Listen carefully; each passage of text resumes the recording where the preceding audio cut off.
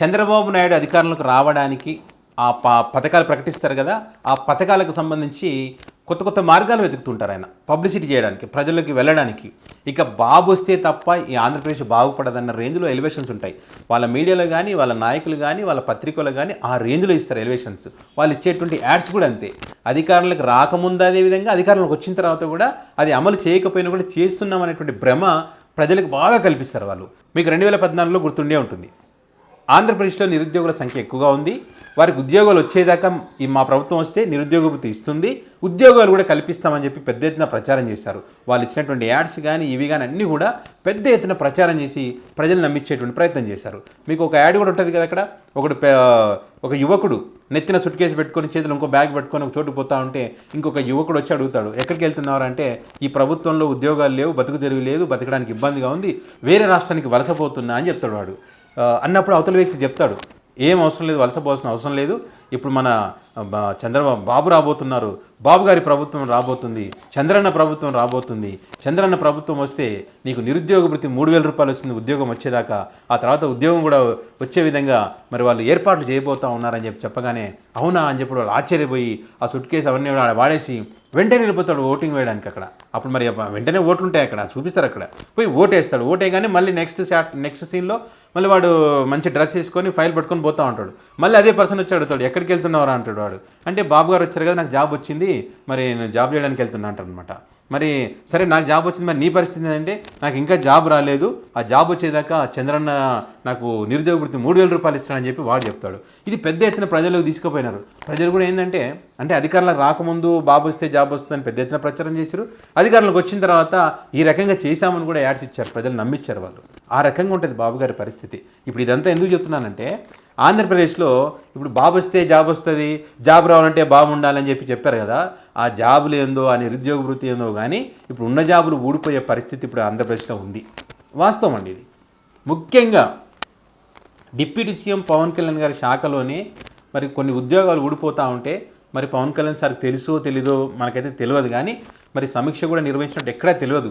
ఒకవేళ సమీక్ష నిర్వహించుకుంటే కనుక మనకి బయటికి తెలుస్తుంది. ఏ రకంగా తెలుస్తుంది అంటే, మనం ఆయన మొదటి సమీక్షా సమావేశం నిర్వహించినప్పుడు పవన్ కళ్యాణ్ సార్ మొదటి సమీక్షా సమావేశం 6 గంటల పాటు జరిగింది నిరంతరంగా.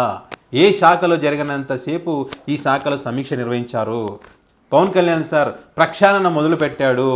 పెద్ద ఎత్తున ఎలివేషన్స్ ఇచ్చారు. ఇప్పుడు వాళ్ళ శాఖను ఫీల్డ్ అసిస్టెంట్కి సంబంధించి పాపం 2,300 ఉద్యోగాలు 3 వీక్రంట. దాంట్లో వాళ్ళంతా రోడ్డునెక్కి ధర్నా చేస్తున్నారు. మరి దానికి సంబంధించి ఎందుకు ధర్నా చేస్తున్నారని చెప్పి పవన్ కళ్యాణ్ సార్ అడిగినట్టుగా ఇంతవరకు దాఖలాలు లేవు. మరి దానికి సంబంధించి అధికారులు రోడ్డున పడ్డ వాళ్ళ దగ్గర పోయి ఏం జరిగిందయ్యా, ధర్నా విరమించండి అంటే మా పరిస్థితి ఇది, ఈ పవన్ కళ్యాణ్ సార్ దృష్టికి తీసుకుపోండి, మరి వాళ్ళని కల్పించడంటే మిమ్మల్ని కల్పించే అవకాశం అయితే లేదు, కానీ వాళ్ళ దృష్టికి తీసుకుపోతామని చెప్పి అధికారులు చెప్పినటువంటి పరిస్థితి. అంగన్వాడీ సెంటర్కి సంబంధించి ఒక మహిళ ఆత్మహత్య ప్రయత్నం చేసుకుంది. ఈ టీడీపీ నాయకుల వేధింపులు తాళలేక ఆమె స్వయంగా విషయం చెప్పింది. కనీసం దీనికి సంబంధించేది మరి పవన్ కళ్యాణ్ సార్ తన శాఖకు సంబంధించేది. అవునమ్మా, మరి ఎందుకు చేసుకోవాల్సి వచ్చింది, అధికారులు ఉంటారు కింద, ఎందుకో కనుక్కోండి, ఏం జరిగిందో అడగండి అని చెప్పి ఆ విషయాలు కనుక్కొని ఇంకోసారి జరగకుండా చూసుకుంటారని చెప్పి, మరి మీ కూటమి ప్రభుత్వం అధికారులు ఉంది కదా, మీరు చంద్రబాబు నాయుడు మీరు చెప్తే వింటారు కదా, మరి ఆ చంద్రబాబు నాయుడు చేత మరి ఆ ప్రాంతంలో ఎవరైతే ఇబ్బంది గురి చేస్తారో వాళ్ళకి ఎందుకు చెప్పించలేకపోయారు మీరు? మీకు బాధ్యత లేదా? పేదోడు బాధపడుతుంటే చూడలేనన్నప్పుడు మీరు ఎందుకు దీన్ని పట్టించుకోవట్లేదు మీరు?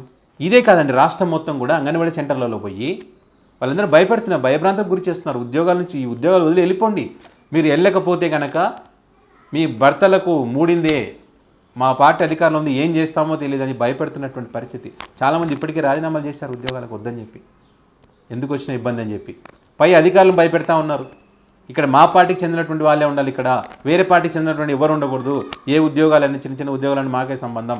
ఇప్పుడు అంగన్వాడీ సెంటర్లు చేసే వంట చేస్తారు కదా వాళ్ళు కూడా, అది కూడా మేమే చేస్తాం, ప్రతిదీ మాకే ఉండాలి, మా పార్టీ ఉంది కాబట్టి అని చెప్పి అధికారులను కూడా భయపెట్టేటువంటి పరిస్థితి ఉంది. వాలంటీర్ వ్యవస్థ గురించి మీ అందరికీ తెలిసిందే కదా. వాలంటీర్ వ్యవస్థ కరోనా టైంలో ఎంత కష్టపడి పనిచేస్తారో మనమంతా చూసాం. ఏ రాజకీయ నాయకుడు కూడా ఇక్కడ లేడు. అందరు హైదరాబాద్ వచ్చి కూర్చుంటే ఆంధ్రప్రదేశ్ ఎవరు లేకపోతే ఈ వాలంటీర్ వ్యవస్థ ద్వారా ఎవరెవరికి ఏం కావాలని చెప్పి ఇంటింటికి అన్ని సమకూర్చినటువంటి పరిస్థితి అప్పుడు వాలంటీర్ వ్యవస్థ ద్వారా.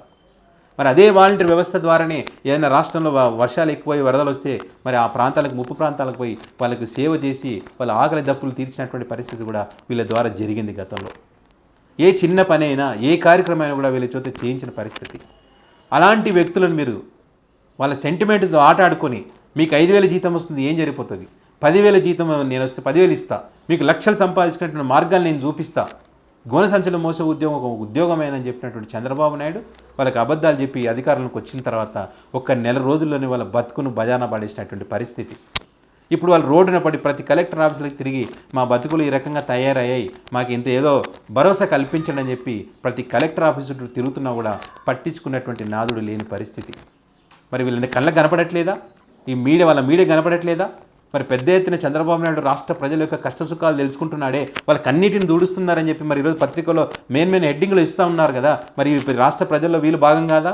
వాలంటీర్ వాళ్ళ బాధలు కాదా? ఈ ఫీల్డ్ అసిస్టెంట్ ఉద్యోగుల వాళ్ళ బాధలు కాదా? ఈ అంగన్వాడీ టీచర్ ఆత్మహత్య ప్రయత్నం చేసుకునేది బాధ కాదా? వీళ్ళందరి బాధలు కాదా? వీళ్ళందరి బాధల గురించి మరి ఆ పత్రికలు వేసి మరి ముఖ్యమంత్రి దృష్టికి తీసుకుపోవాల్సినటువంటి బాధ్యత మీకు లేదా? మరి ఈరోజు విశాఖలో 500 షాపులు కూల్చివేస్తే మరి మీ పేపర్లు ఎక్కడొచ్చింది వార్త? మీరు ఎందుకు చంద్రబాబు నాయుడు దృష్టికి తీసుకుపోలేదు? ప్రతిరోజు పొద్దున్న లేస్తే జగన్ అక్రమాలు, జగన్ భూదందా, జగన్ మోసాలు ఒక్కొక్కటిగా వెలుగు చూస్తున్న జగన్ అక్రమాలు. మీరు 10-15 సంవత్సరాల నుంచి రాస్తున్నారు జగన్ అక్రమాలు అని. ఏమైనా అయిందా? టైంపాస్.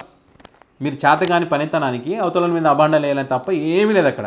రాయడం ఈజీ, మన పెన్ను పేపర్ ఉంటే ఎవరైనా రాస్తారు, నేనైనా చెప్తా, ఏదైనా చెప్తా, కానీ వాస్తవాలు రాయాలి కదా. మరి వీళ్ళ పరిస్థితి ఏంది?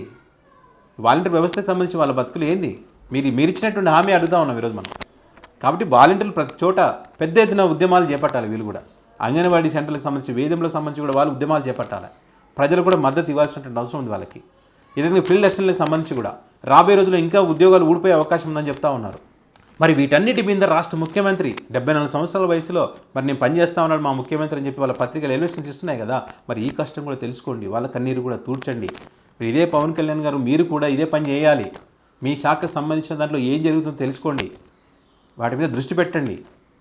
ఎందుకు జరుగుతుంది? ఆత్మహత్య ప్రయత్నం ఎందుకు చేసుకునింది? మరి ఉద్యోగాలు ఎందుకు తీసేశారు? ఇంకా తీసేయాల్సిన పరిస్థితి ఎందుకు వచ్చింది? అడగండి, తెలుసుకోండి. నిజంగా ఏదైనా తప్పు ఒప్పులు ఉంటే సరిదిద్దండి. వాళ్ళ బతుకులు బజారున పడుతుంటే మౌనంగా ఉండడం మంచిది కాదు. మౌనం వీడండి. మీకు మంచిది, రాష్ట్ర ప్రజలకు మంచిది. మిమ్మల్ని నమ్మి ఓట్లు వేస్తారు కదా. అప్పుడు మీరు ప్రజలకు మంచి చేసినప్పుడు మీరు ఏ యాడ్ ఇవ్వాల్సిన అవసరం లేదు, ఏ అబద్ధం చెప్పాల్సిన అవసరం లేదు, మీ పత్రిక కానీ మీ ఛానల్స్ కానీ ఎలివేషన్స్ చేయాల్సిన అవసరం అంతకన్నా లేదు. ప్రజలే మీకు ఎలివేషన్స్ ఇస్తారు, 10 మందికి ఓట్లు వేయమని చెప్తారు. అది గమనించండి సార్.